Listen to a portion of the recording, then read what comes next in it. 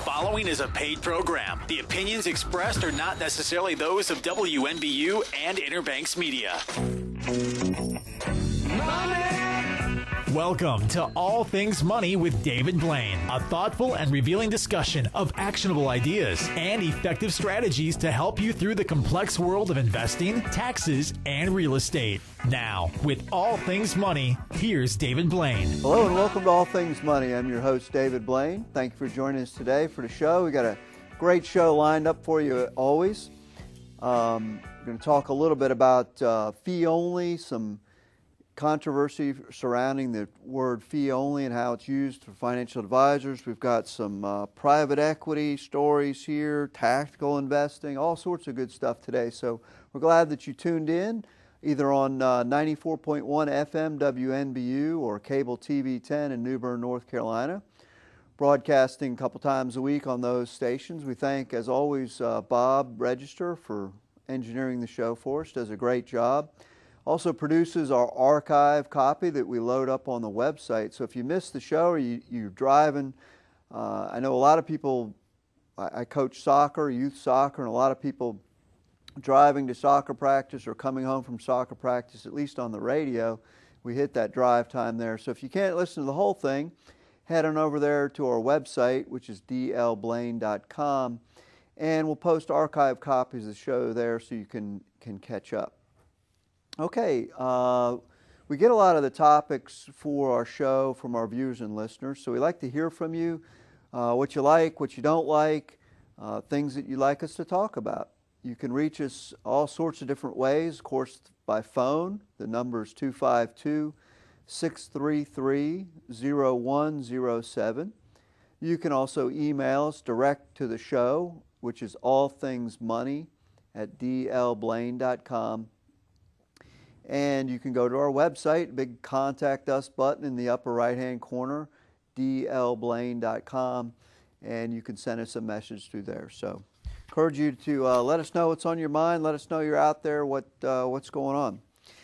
So the first story I want to talk about is, this was Jason Zweig of the Wall Street Journal. Is a great personal financial columnist. He writes a lot of good stories, called under the heading The Intelligent Investor, which those of you that know a little bit about investing history, that was the title of the book by Benjamin Graham, who's considered sort of the father of securities analysis. He wrote a book called The Intelligent Investor years and years ago. If you're interested in a pretty technical book, it's a good read. But anyway, so Jason Zweig writes this column called The Intelligent Investor. And as you know, for those of you who have listened to me before, or maybe you're just tuning in for the first time, myself and my firm is what's called a fee-only advisor. And what that means, our clients pay us a fee, either a flat fee for the advice that we give them, or a percentage of the money that we manage. But it's a fee. We don't work for a brokerage firm. We don't get paid commission. We don't sell insurance. We don't sell any financial products. We don't receive any trails from mutual funds that you may, in fact, we don't use a lot of mutual funds, but we use a few. All 100% of our compensation comes directly from clients writing checks or having it sent automatically from their account. And that's an important distinction, and it's one that when I started in 1999 as an advisor was very important. There weren't a lot of people doing business that way. There was mostly a commission world. And I said at the time that if we weren't careful over time, the larger Wall Street firms would co-opt that term and really make it indistinguishable from what everyone else was doing. That's what they do. That's what large firms do, whether it's in the financial service industry or other industries. You have early movers in the industry, you have innovators, you have people sort of on the leading edge of things, and what happens is after a while the larger companies with the bigger marketing muscle and things come in and they sort of confuse the message and muddle it. And that's exactly what's happened today with the term fee only. And so I wanted to highlight some of the research that Jason and his colleague Rob Berry did. They analyzed the description of 33,949 certified financial. Now, that's a lot of analyzing going on. Obviously, they use some sort of software or something, but the reason I rely on people like this, and I have to get this story from them, is I don't have time to analyze 33,949 descriptions of certified financial planners.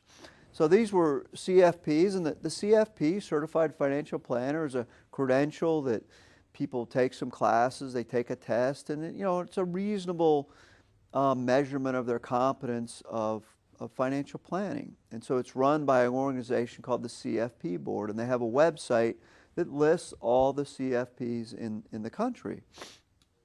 And so of that, they found that 24%, or 8,122, described their compensation as fee only, while 59% said they earn a commission and a fee. And a commission is a payment by the client or a third party, and this is what's key, is a third party can pay an advisor a commission that the client doesn't even know about necessarily, but it's some sort of a fee paid by the client or a third party in connection with some sort of transactions. And so they're paid, they can be brokerage firms, insurance firms, things like that. And according to the rules, an advisor who works for a brokerage firm or insurance firm should not, and the company charges commission, even if maybe that advisor, it isn't a normal course of their business. If they work for a company that charges commission, according to attorneys for the securities industry, they should not describe themselves as fee only. That advisors holding themselves out to the public as fee only attracts clients. And so the reason that this is a very big area for abuse is because clients are looking for fee only. I happen to be a member of NAPFA, the National Association of Personal Financial Advisors, which actually has a trademark on the term fee only, and it was sort of the leader in developing the concept of fee only advice. And there's still today, there's only about 1,200 members of NAPFA who are entitled to call themselves truly fee only advisors. Doesn't mean there are other people that are fee only, they're just not member of the fee only association. And so a lot of times advisors will call themselves fee only, but then turn around and they have some sort of commission. Then they justify it saying, well, it's just a trail commission or it's an insurance commission or something like that. But anyway, someone that describes themselves as fee only should receive no commission and only fees whatsoever. Even a related party, as I mentioned, a brokerage firm or insurance company that charges commission, then the advisor that works for them should not describe themselves as fee only. Well, that brings us to the end of our first segment here. We'll continue talking about fee only, and we'll delve into some of the more details of the study that I mentioned. So for All Things Money, I'm your host, David Blain, and we'll be right back after a few short messages.